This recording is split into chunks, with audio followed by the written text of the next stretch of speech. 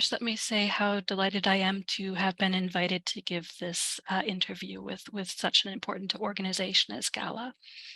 My background is as a scholar of translation and also a literary translator from Chinese, with, however, a lively commitment to professionalization, including economic viability, and to a view of literary translation as one vertical among many, such as legal, financial, and medical translation within the broader language profession. I've translated novels, plays, nonfiction, and I currently co-chair the PEN America Translation Committee. That's an organization that focuses on international literature, human rights, and free expression.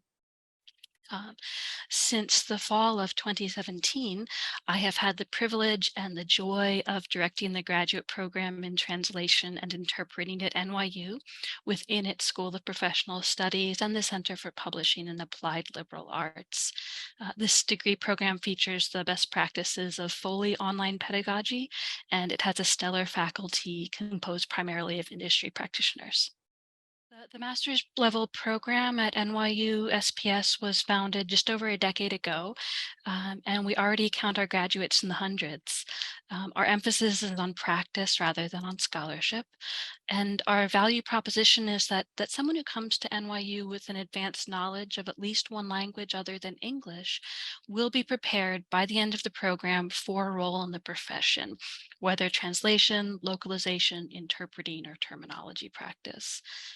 We also have a significant subset of our students who already have between 2 and 10 years of experience in the field, and they realize how much they can benefit from further education and training. And about half of our 36 credit curriculum represents a core in theory and practice of translation and terminology, CAT tools and TMs, editing and revision, professionalization, and an overview of the principles of spoken language interpreting.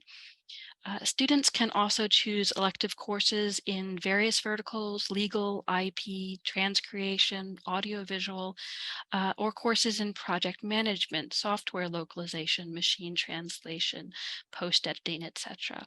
And in their thesis work, they receive one-on-one supervision in a long-form project. It's usually a translation or a localization project in their chosen area of specialization. So we think very much about preparing our students to reach a professional standard in translation, but also to have a really strong knowledge of the profession, research and information acquisition skills. And in addition, technology is crucial to everything we do in this program. As you know, Isabella, for the past 2 years, I've been part of GALA's Member Programs Committee as a representative of an academic organization. And I couldn't speak more highly of the experience, and I strongly recommend volunteering with GALA. This has been a fantastic way to connect with global colleagues, and GALA has created this thoughtful and intentional model of gathering input and insight about what programming its members seek, how to seek out new members, but also there's excellent expert guidance from its full-time staff, particularly in this case with you and with Ali Dwyer. We've seen to fruition initiatives such as the GALA Academy and forthcoming efforts, if it's okay to mention these in advance, having to do with roadshow events.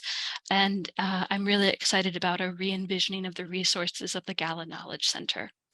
It's such an important question. The most frequent answer to this question is more internships, more practicums. And that's all well and good, but I think we need more. I would like to see many more companies in their hiring practices and their pools, recognizing that a degree in translation in localization is equivalent to 5 years prior employment experience. After all, this is written into ISO 17100 translator qualification requirements. So I think there's a real need to recognize the value of the credential and then to make the credential accessible. I would like to see companies targeting master's level graduates in their hiring, understanding what a value add their education represents. Also, it would be wonderful to see more companies supporting further education as part of their professional development programs. A degree like ours at NYU is designed to be taken full-time or part-time. About half of our students are part-time. So there are opportunities for working professionals to advance. And then, of course, on the academic side, on our side of the equation, and I say this as someone dedicated to theory, as a scholar, academic programs at the master's level do need to focus less on theory and more on practice. I do agree that there's a talent gap. It is something I think about every day. I think that the talent gap is a micro instance of a macro issue for the language industry. The program I direct is housed in NYU School of Professional Studies, and you've heard me say this before. I'm alongside programs in real estate, hospitality, tourism, sports business, and so on. And I find myself often needing to make the case for the language industry as a major global profession on par with these. So I'm referring, in other words, to the profession's best kept secret status. We need narratives of success that are also realistic to encourage talent to enter the field. It doesn't help that we have to counteract impressions around AI and other technologies that translation and localization will be the first jobs to go, with arguments instead and reminders such as Barry Slaughter Olson's that translation is actually 6 or 7 years ahead of the curve when it comes to incorporating machine learning and artificial intelligence. So we need to be telling that story really loudly, really clearly. Additionally, and I'm going to speak here primarily to the North American and the United States environments with which I'm most familiar, the translation and localization profession has significant diversity, equity, inclusion, and accessibility issues. And that is unfortunate in a field predicated on intercultural communication. Michael Reed's article on linguistic blackout should be required reading, and it is for our students.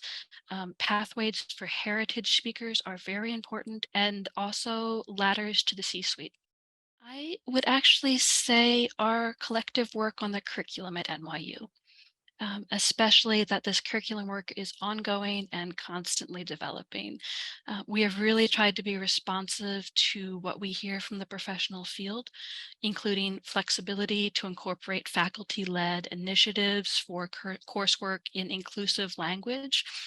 For example, from Roxana Dinu, who has been working with GALA's SIG in inclusive language, in developing technologies and in localization best practices.